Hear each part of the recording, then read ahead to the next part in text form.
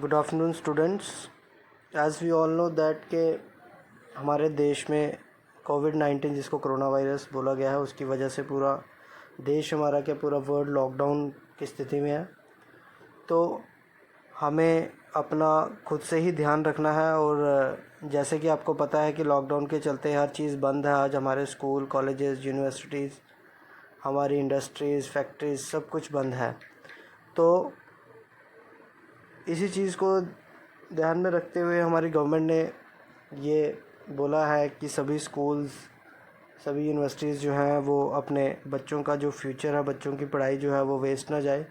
तो उसके लिए उन्होंने ई क्लासेस का प्रबंध किया और हमें बोला गया है कि अपने अपने स्टूडेंट्स को एंगेज करना है अपने ई क्लासेस में।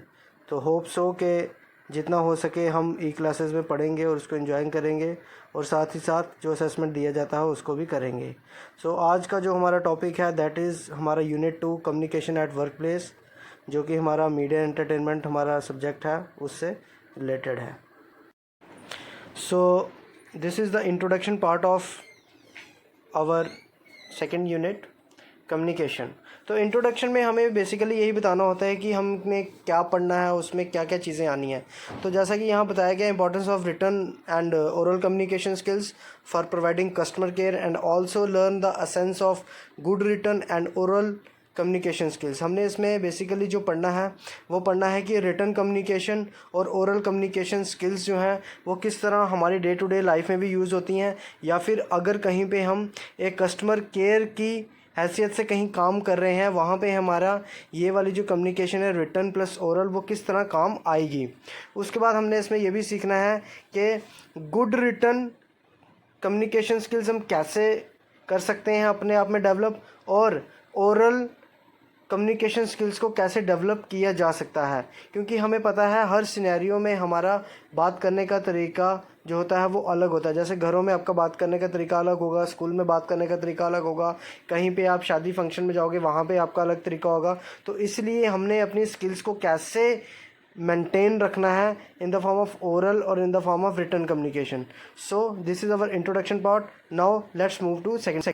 So students, our next slide is basically telling us that what is communication। आखिर कम्युनिकेशन है क्या है। जैसा कि आपको पता ही है, हम क्लास 9 से ये पढ़ते आ रहे हैं कम्युनिकेशन के बारे में, कम्युनिकेशन साइकिल के बारे में, रिटन कौन सी कम्युनिकेशंस होती हैं, ओरल कम्युनिकेशन कौन सी होती है, वर्बल, नॉन वर्बल वगैरह, ये सभी हमने क्लास 9 से पढ़ना शुरू किया था।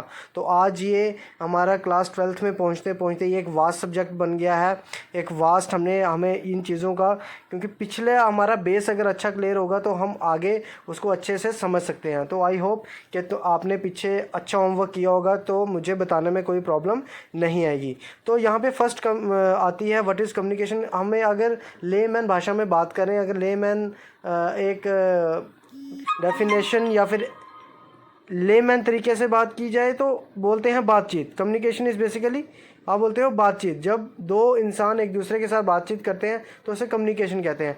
बट इसमें एक और चीज़ का ऐड ऑन होता है, दैट इज़ फीडबैक। अगर आप किसी के साथ बात कर रहे हो तो अगला इंसान अगर उसको सुन रहा है, तो अगर आपको फीडबैक दे रहा है, तो वो एक पूरा प्रॉपर कम्युनिकेशन होता है, और जिसे हम कम्युनिकेशन साइकिल भी कहते हैं। तो पहला पॉइंट यहाँ पे बताता है communication is simply the act of transferring information from one place to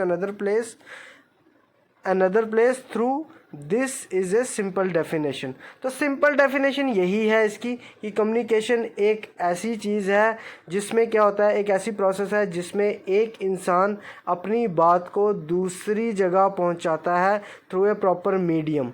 इसको हम बोलेंगे एक simple definition. So let's talk about our second point. When we think about how we may communicate, the subject becomes a lot more complex.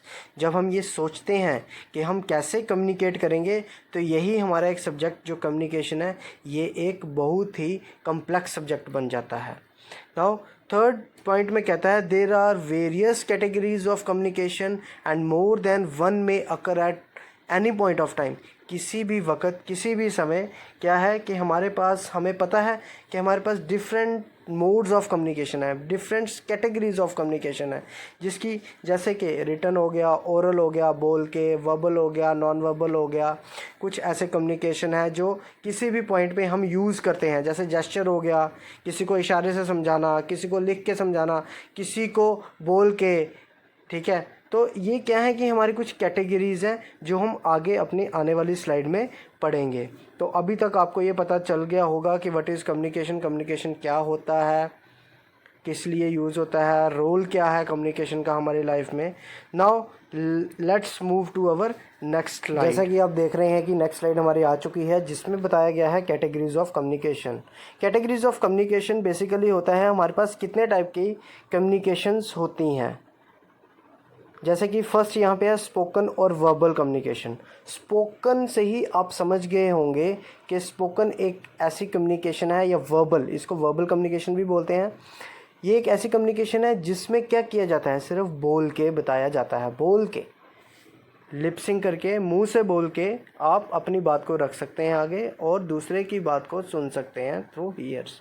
जैसे कि इसमें कौन कौन सी आती हैं हम आगे इसको अच्छे से पढ़ेंगे, बट अभी ये आपकी कैटेगरीज जो हैं इनमें हमने थोड़ा थोड़ा बताया है कि ये क्या चीज़ होती है और उसमें किस किस चीज़ का यूज़ होता है।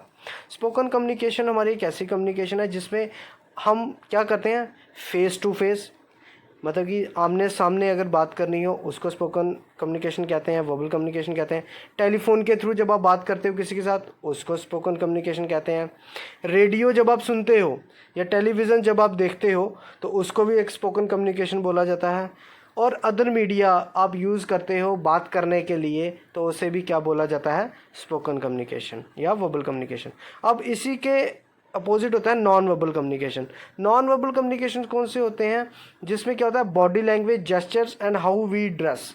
बॉडी लैंग्वेज से हो गया कि आपका पहनावा कैसा है, आपके पहनावे से ही पता लग जाता है कि आप कैसी कम्युनिकेशन कर सकते हैं।